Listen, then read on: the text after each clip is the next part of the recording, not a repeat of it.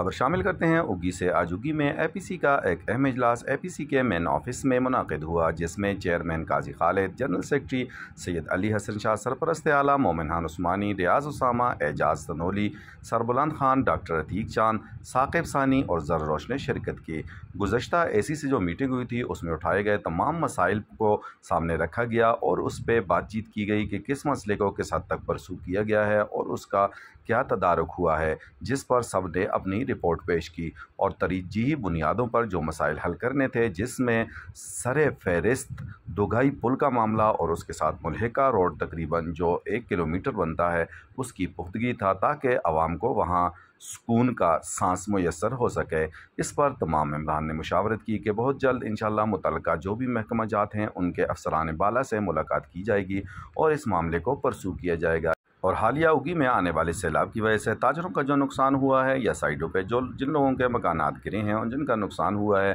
ان کو ریلیف دینے کے لیے ایک اعلیٰ سطحی وفد تشکیل دیا جائے گا، جو نگران سیٹ اپ سے ملاقات کرے گا، چاہے وہ صوبائی سطح پر ہو چاہے قومی سطح پر ہو، اور ان کو ریلیف دینے کے لیے بھرپور ہر بندہ اپنا کردار ادا کرے گا اور بھرپور کوشش کی جائے گی۔ تمام ممبران نے آج کی مکمل میٹنگ پر اعتماد کا اظہار کیا اور آخر میں قاضی خالد صاحب نے سب کا شکریہ ادا کیا کہ جنہوں نے اپنا قیمتی وقت دیا، اور آخر میں ملک کی سلامتی اور ترقی کے لیے دعا کی گئی۔ اور اس کے ساتھ ساتھ چونکہ کل 14 اگست ہے، 14 اگست کے شہداء کے درجات کی بلندی کے لیے بھی خصوصی طور پر دعا مانگی گئی۔